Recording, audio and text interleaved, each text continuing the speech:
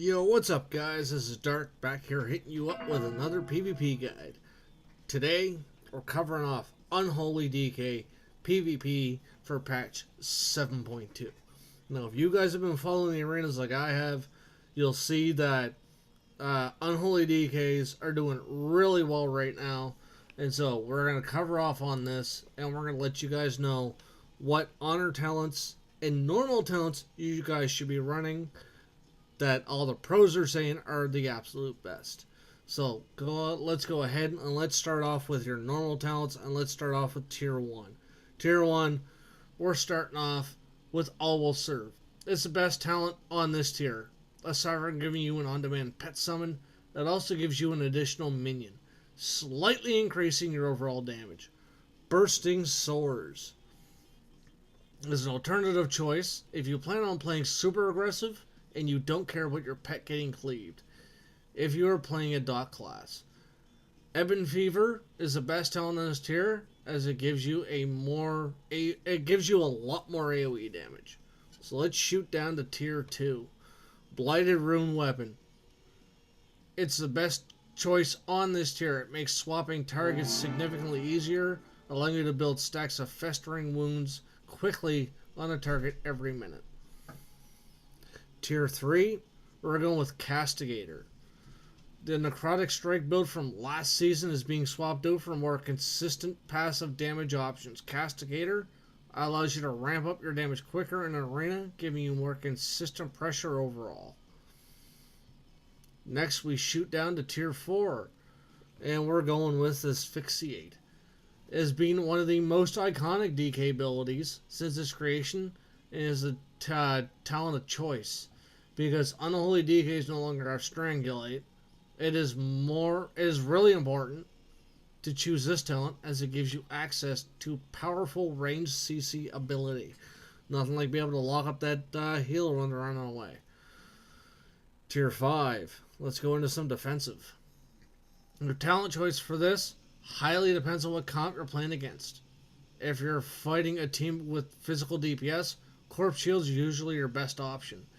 Even though the cooldown can be ineffective if your pet is running AoE damage, its ability to reduce damage against melee DPS is unmatched on this tier.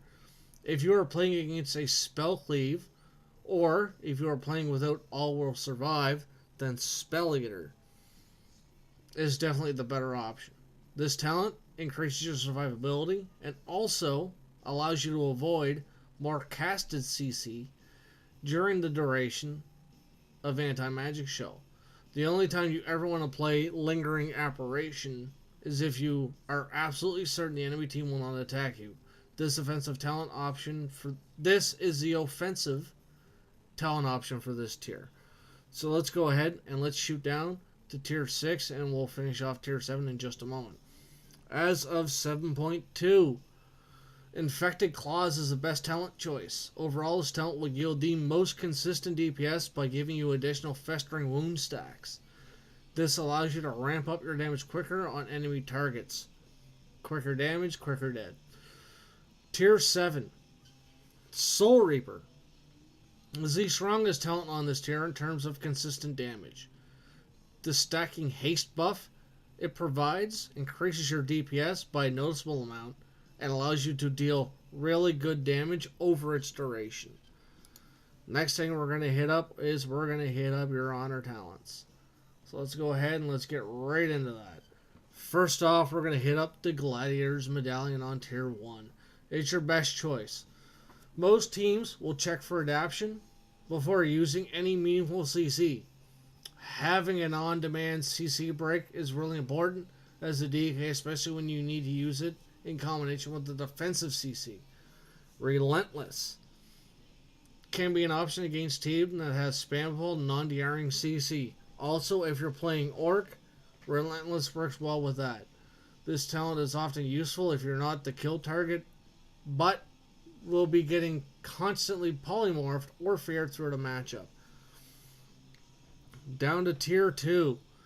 If you're playing against a melee DPS, Sparring is your best choice as it represents the highest damage reduction. If you're against enemy casters, Reinforced Armor is going to be your best choice on that one. You can play hardiness against dot comps that are unlikely to kill you, such as a feral or a shadow priest, if you anticipate that you will most likely be above 80% the entire game. Now we're going to shoot down to tier 3 and we're going to go to anti-magic zone first, as it's the most definitively strong talent on this tier if the enemy team has a caster DPS. Being able to mitigate damage dealt to you and your partners really adds to your utility toolkit as a DK. If the target has an important CC you can steal, then Dark Simulacrum, right here, is a stronger option. Overall, this tier doesn't offer much to your damage, but you can use Dark Sim on a healer and try to steal one or important CCs. You're going against a melee cut, such as Thug Cleave or something like that, and they get a pally, he pops a Blessing of Protection, you can steal that and throw it on one of your teammates. So let's shoot down, let's go to tier 4 next, and we're going right to Heartstop Aura. Heartstop Aura is a really unique mechanic, and it's the talent of choice on this tier.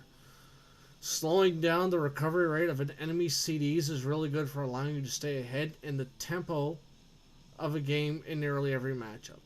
If you're playing against an Affliction Warlock, then Necrotic Aura could be a better choice. Overall, this talent represents more DPS for your team. Decomposing Aura can be played if you plan on only training the enemy healer as a melee cleave. Next, we're shooting down to tier 5 and we're going straight into Crypt Fever. For maximizing overall deep damage, Crypt Fever is the strongest talent on this tier. If you are able to apply Festering Wound on multiple targets, you will see a substantial increase to your DPS with this talent. Lastly, we're going straight down and we're going to Unholy Mutation. Sorry. I read that wrong. As of 7.2, Necrotic Strike is no longer the optimal talent choice for your final tier. Unholy Mutation is quickly becoming the best talent choice for most matchups. The ability gives you more damage and pretty consistent snare effect in arena, allowing you to have more uptime and control over your targets. If you guys want any more information on burst, sustainability, sustained damage, anything else on how to play your Unholy DK, head over to skillcapped.com. If you guys like this video, please hit it with a thumbs up. I definitely appreciate it. Thanks for sticking around, and I hope you guys got something out of it. Peace.